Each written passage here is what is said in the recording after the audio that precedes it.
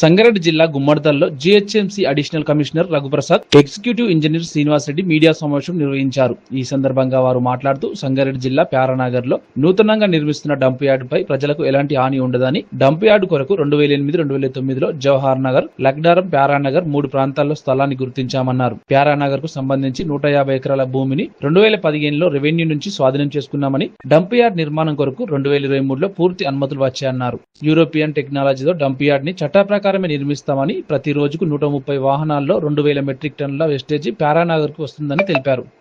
మన government of Telangana మనకి దానికి క్లియరెన్స్ కూడా ఇచ్చింది. సో దిస్ ఈస్ హౌ మనం ఈ రోజు ఇక్కడ ఉన్నాం.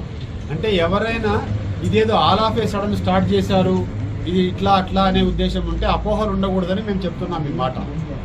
గతంలో కూడా ఆల్రెడీ మనం ఒకసారి ఇట్లా క్లియరెన్స్ వచ్చాయని చెప్పేసి ఫారెస్ట్ డిపార్ట్మెంట్ వాళ్ళే ట్రీ కటింగ్ చేసి ఇవ్వాలి మనకు. సో వాళ్ళు ట్రీ కటింగ్ చేసే సందర్భంలో కూడా కొంచెం గొడవలు అయినాయి. అవన్నీ మీకు తెలుసు. సో ఇక్కడ ఏంటంటే మేము ఎవ్రీథింగ్ ప్రొసీజర్ ప్రకారమే చేస్తున్నాము. అయితే ప్రజల్లో కొన్ని అపోహలు వారి సొంతంగా ఉండొచ్చు, కొన్ని విషయాల్లో కొంతమంది క్రియేట్ చేసి ఉండొచ్చు, ఎవరి ఇంట్రెస్ట్ వాళ్ళకు ఉంటాయి.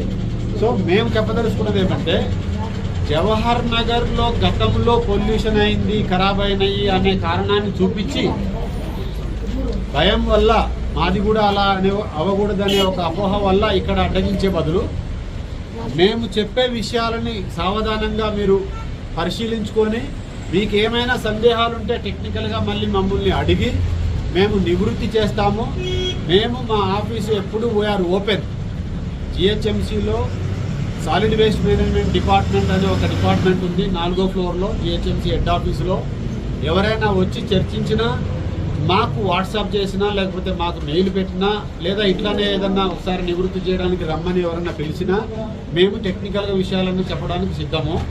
సో దీంట్లో ముఖ్యంగా నేను చెప్పదలుచుకున్నది ఏంటంటే, 2012లో జవహర్ నగర్లో ఆ ప్రాజెక్ట్ స్టార్ట్ అయ్యే నాటికి ఉన్న టెక్నాలజీ వేరు.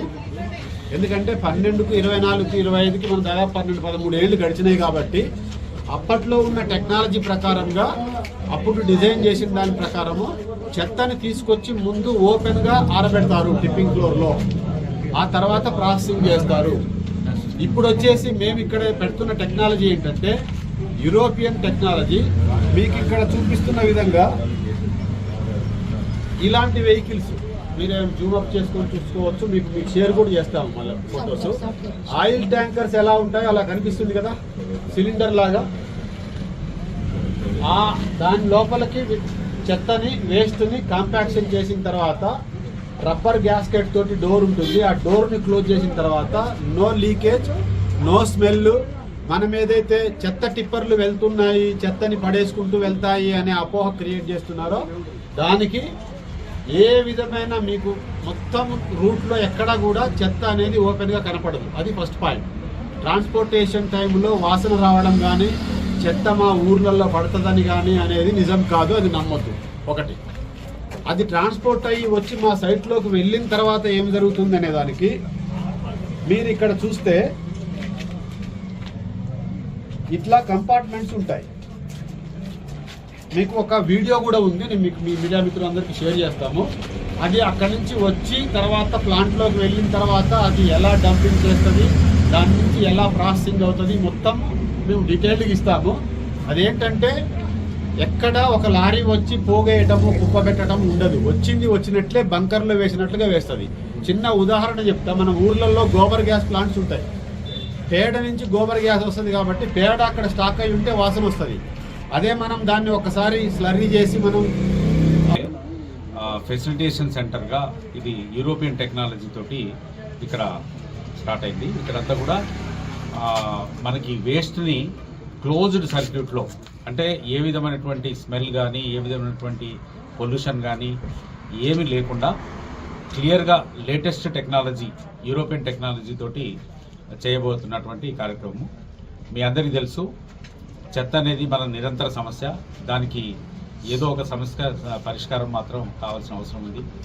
జనరల్గా ప్రతి వాళ్ళకి చెత్తకుండి అవసరమే, కానీ చెత్తకుండి వాళ్ళ ఇంటి దగ్గర ఉండొద్దు అనేది మామూలు యాటిట్యూడ్ ప్రతి మనిషి. కరెంటు ప్రతి వాళ్ళకి కావాలి, కానీ కరెంటు ట్రాన్స్ఫార్మర్ ఇంటి దగ్గర వద్దు అనేటువంటి ప్రతి మనిషికి ఉన్నటువంటి యాటిట్యూడ్. బట్ ఏదో ఒక సమస్య పరిష్కారం అయితే కావాలి. దానికి అనుగుణంగా ప్రభుత్వం తీసుకున్నటువంటి నిర్ణయం మేరకు ఇక్కడ ఈ ఏర్పాటు చేయడం జరిగింది. ఇది ఏంటంటే ఇప్పుడు స్టార్ట్ అయింది కాదు. యాక్చువల్గా దీన్ని కనుక చూస్తే 2015 అక్టోబర్ 31వ తారీఖు నాడు ఈ పంచనామా చేసి ఈ ప్యారానగర్ సైట్ని మనకి అలాట్ చేయడం జరిగింది. అప్పటి నుంచి రకరకాల పర్మిషన్స్ కోసం లేట్ అవుతూ వస్తూ ఉంది. దీంట్లో ఏంటంటే ఫారెస్ట్ క్లియరెన్స్ కావాలి, ఎన్విరాన్మెంట్ క్లియరెన్స్ కావాలి, ఇక అనేక పర్మిషన్స్ దీంట్లో ముడిపడి ఉన్నాయి. ఈ పర్మిషన్స్ అన్నీ ఒక్కొక్కటి చేసుకునేటప్పటికీ 2015లో స్టార్ట్ అయినటువంటి ప్రాసెస్ ఇప్పటికి కానీ పూర్తి పర్మిషన్స్ మనకి రాలేదు. ఇక్కడ 31/10/2015లో ఈ సైట్ అలాట్మెంటు, పంచనామా, సైట్ హ్యాండ్ ఓవరు అన్నీ పూర్తయిపోయాయి. తర్వాత ఇది అయిపోయిన తర్వాత next step forest land acquisition process start అయింది. దాంట్లో స్టేజ్ 1 ఫారెస్ట్ క్లియరెన్స్కి సంబంధించి 5/5/2022 నాడు ఫస్ట్ స్టేజ్ అప్రూవల్ మనకు వచ్చింది.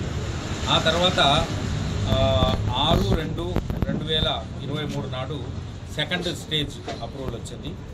తర్వాత second stage approval government of India నుంచి వచ్చేటప్పటికి ఏప్రిల్ 28, 2023 పట్టింది. ఆ తర్వాత స్టేజ్ 2 ఇది కూడా లోకల్గా మన గవర్నమెంట్ ఆఫ్ తెలంగాణ నుంచి వచ్చేటప్పటికి ఆగస్టు 1, 2023 అయింది. అల్టిమేట్గా ఫిబ్రవరి 6వ తారీఖు 2023కి టోటల్ పర్మిషన్స్ అన్నీ పూర్తయిపోయినాయి. సో ఇదంతా కూడా ఇది ప్యారానగర్ యొక్క హిస్టరీ అన్నట్టు. సో ఇక్కడ జరుగుతున్న టెక్నికల్ ఇష్యూస్